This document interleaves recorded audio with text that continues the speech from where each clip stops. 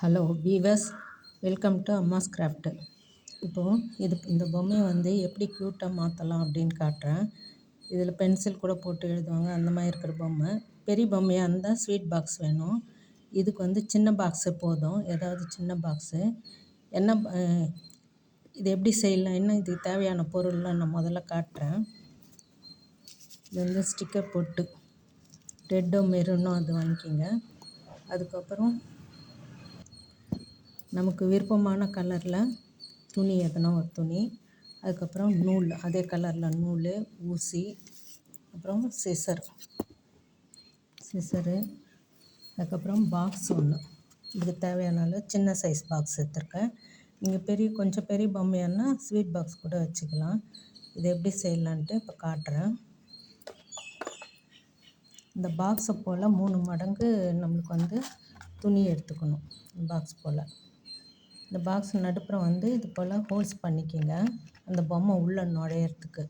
நான் போட்டுட்டு காட்டுறேன். அந்த உள்ள நூல் வேறு வேணும் தலைமுடிக்கு. இப்போ போட்டு காட்டுறேன். இந்த உள்ள நூலில் இது போல் கையில் சுற்றிக்கிங்க. நல்லா கருப்பு கலரில் நல்லா அடர்த்தியாக சுற்றிக்கிங்க. தலைக்கு உள்ளே நுழைச்சி அதை கட்டிட்டோம்னா அது முடி மாதிரி ஆகிடும். இப்போ இந்த அட்டைப்பெட்டி உள்ள ஓட்டையை போட்டு அதில் பொம்மையை சொருவி விட்டுடணும். தலைமுடி நம்ம அந்த மாதிரி பண்ணிட்டோம். அப்புறம் இந்த துணி இருக்குது இல்லைங்களா, இதை ஊசி நூலில் நம்ம பாவாடைக்கு எப்படி சுருக்கம் வைப்போம் இல்லைங்களா, அந்த மாதிரி சுருக்கம் வச்சு நம்ம கையிலையும் தைக்கலாம், மிஷின்லேயும் தைக்கலாம். அது இந்த பொம்மையோட கழுத்து பாகத்துலேருந்து இந்த அட்டைப்பெட்டி ஃபுல்லாக கவர் பண்ணுற மாதிரி வரணும். நான் இதை தைச்சி காட்டுறேன் உங்களுக்கு. அதுக்கப்புறம் மேலே பட்டை மாதிரி தோள்பட்டையில் எக்ஸ் வர மாதிரி போட்டாக்கா கழுத்து பாகத்துக்கு துணி வரும். அந்த கை சின்னதாக இருக்கனால அந்த கையும் சேர்ந்த மாதிரி வரும். இதை விட பெரிய பொம்மையாக இருந்தால் அதுக்கேற்ற மாதிரி ப்ளவுஸ் மாதிரி தைச்சி இது பண்ணலாம். இது எப்படி பண்ணிட்டு காட்டுறேன் உங்களுக்கு. பாருங்கள், க்யூட்டான பொம்மை ரெடி ஆயிடுச்சு. இது நம்ம பெரிய பாக்ஸ் அப்படியே நிற்கும். இது சின்ன பொம்மையானால உங்களுக்கு பாவாடை சுற்றி இருக்குது, உள்ளே இருக்க பாக்ஸ் உங்களுக்கு தெரியாது. இப்போ பொம்மை நல்லா தெரியுது பாருங்கள். அது கொஞ்சம் ஹைட்டாக இருந்தாக்கா உங்களுக்கு இந்த இது மாதிரி தெரியும், பாடி எல்லாம் தெரியும்.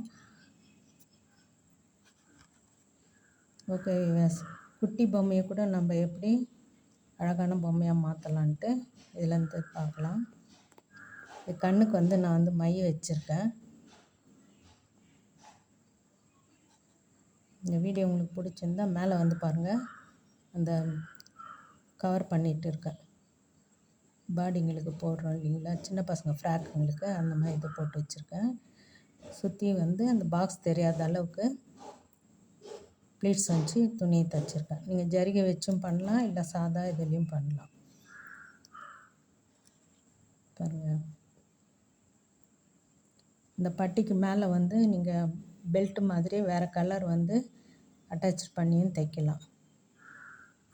ஓகே வியூவர்ஸ், இது உங்களுக்கு பிடிச்சிருந்தால் லைக் பண்ணுங்கள், ஷேர் பண்ணுங்கள், சப்ஸ்கிரைப் பண்ணுங்கள். தேங்க்ஸ் ஃபார் வாட்சிங்.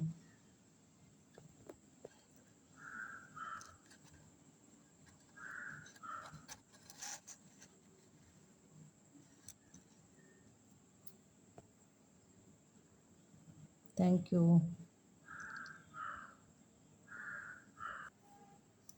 இது முடி இருக்கிற பொம்மையாக இருந்தால் நம்ம இந்த மாதிரி உள்ள நூல் பண்ண வேண்டாம்.